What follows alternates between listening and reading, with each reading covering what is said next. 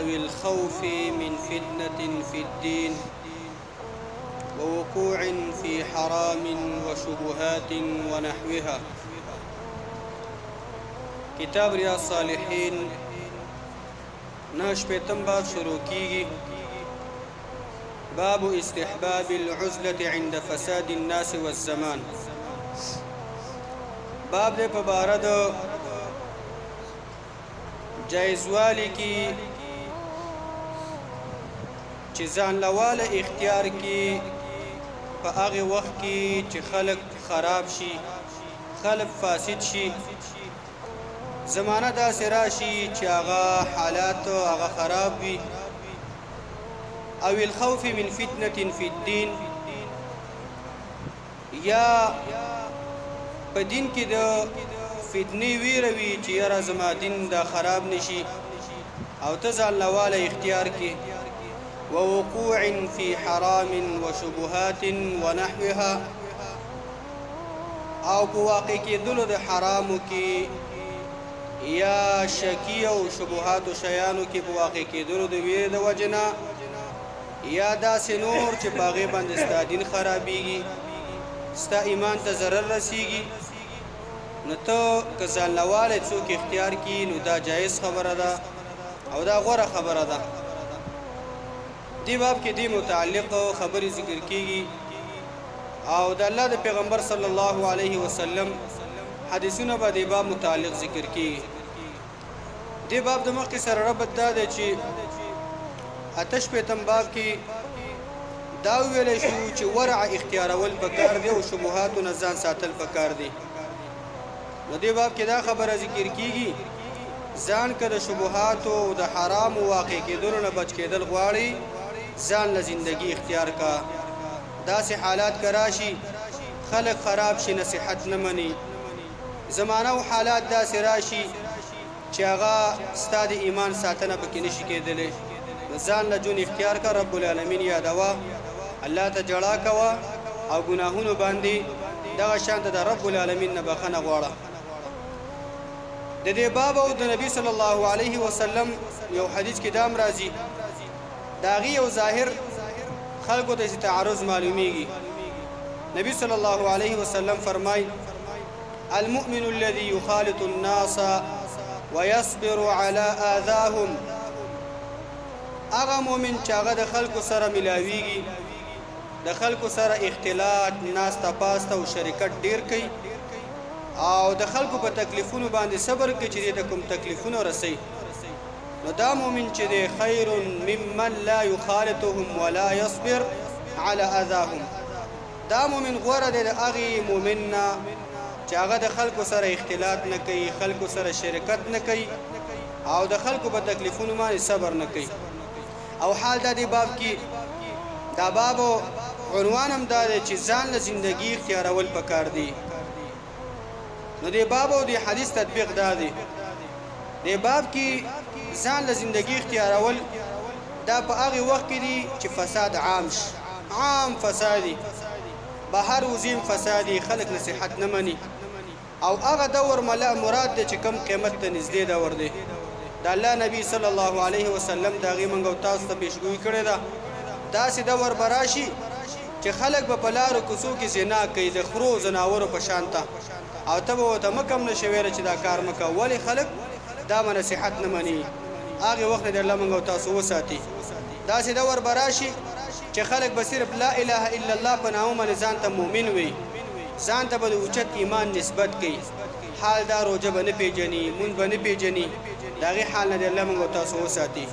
نو باب کې یعنی فساد عام مراد دی. عام فساد که چېرته راشي نو په هغې دور کې ته به ځان له زندګي اختیارې. د صحابه کرامو د دور نه را په دې خوا داسې حالات او داسې وختونه راغلي دي، خاص وخت دي چې په هغې کې فتنه عامه شي، یا یو خاصه منطقه خاص ځای په هغې کې فتنه عامه شي، نو بیا به هغه خاص وخت کې هم ته ځان له زندګي اختیارولی شي.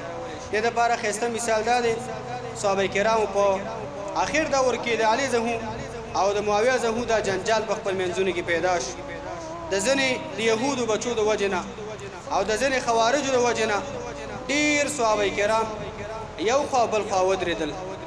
نو په دې کې ځینې صحابه کرام داسې وو لکه سعد بن ابي وقاص رضی الله عنه. هغه انسان دا ګوره د اسلام یو مهم لیډر او قومندان پاتې شوی دی، فاتح د اسلام د ډیر زیات فتوحات دی کړی دي. کافرو یهودو د اسلام دشمنانو او بچی دي په نوم یادولو باندې ود کول.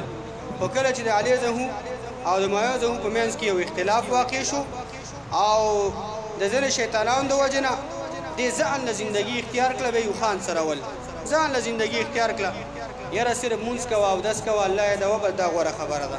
اخوا مؤمن دی، دی خوا مؤمن دی، هغه د الله توحید دعوه کوي، دام د الله توحید دعوه کوي، جنگ چا سره کوي، ملګری کېږي چا سره. سلمة بن اکوع فارس رسول الله صلی الله علیه وسلم دام ځان له زندګي اختیار کړه. دغه شانته عبدالله بن عمر رضی الله عنهما دا بیخي کور کې کېناست. داسې بېشمېره صحابه کرام، یعنې دا یو خاص امتحانو، یو خاص یو مصیبتو، یو تکلیفو الله په مؤمنانو راوستی. نو داسې حالات که چېرته راشي نو مؤمن مسلمان له بهتره خبره ده چې په دغه دور کې هم ځان له زندګي اختیار کړي. لکه نن سبا هم ځینې حالات موږ او تاسو ګورو. ډېر علما زمونږ او ستاسو جید علما، زمونږ او ستاسو هغه علما چې هغې نه امیدونه کېدلی شي، هغه هم دغه شانته ځینې فتنو هغه ښکار شو، چاته کافر ووه، چاته مسلمان ووه، د چا د قتل فتوا ورکوه او د چا دپاره د جهاد او د مجاهد او د غازیتوب فتوا ورکوه. وروسته بیا د هغې فتوونه تېرېږي، وروسته بیا وایي چې یاره ما دا فتوا خطا ورکړې وه.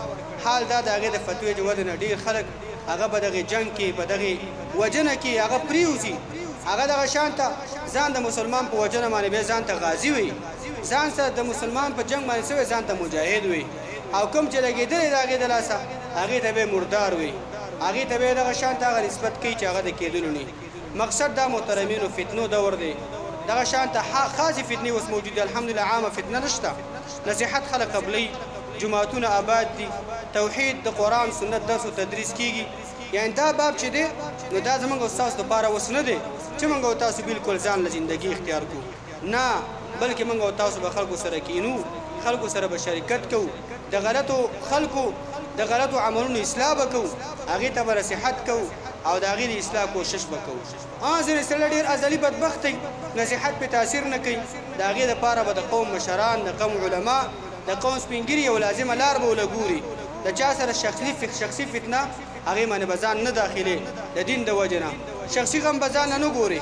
دور دا د نصیحت دی، د دعوت دی، صرف دعوت او توحید، صرف د دعوت او د نصیحت لاره موږ او تاسو ته کولاو ده. نو د باب او دغې حدیثو یعنې معارضه یو ظاهري شکل باندې داسې ختمیږي.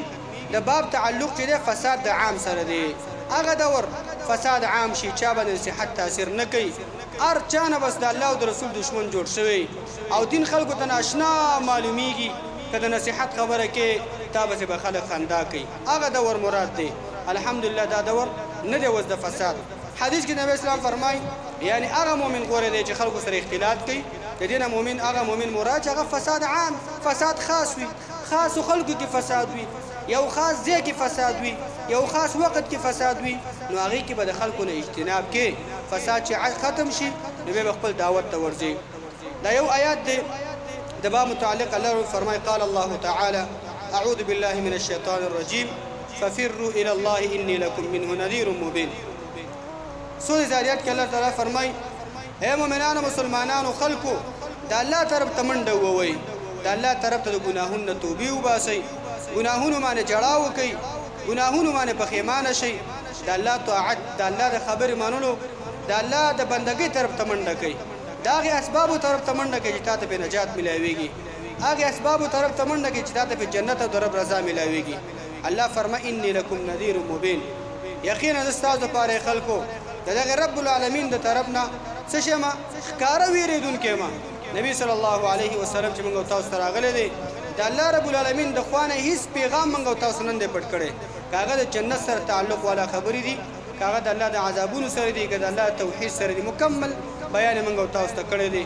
الله دې په دې خبرو موږ او تاسو عمل کو توفیق راکړي، د فتنو دور نه الله موږ او تاسو وساتي، او الله تعالی زموږ او تاسو په دې زموږ او تاسو په ژوند کې، زموږ او تاسو په دې زندګۍ کې رب العالمین زموږ او تاسو سترګې د اسلام په هغه فتح باندې الله تعالی دغه شان د یخې کې او اسلامي خلافت پر وصول باندې الله تعالی یخې کې. وصلی الله علی نبینا محمد.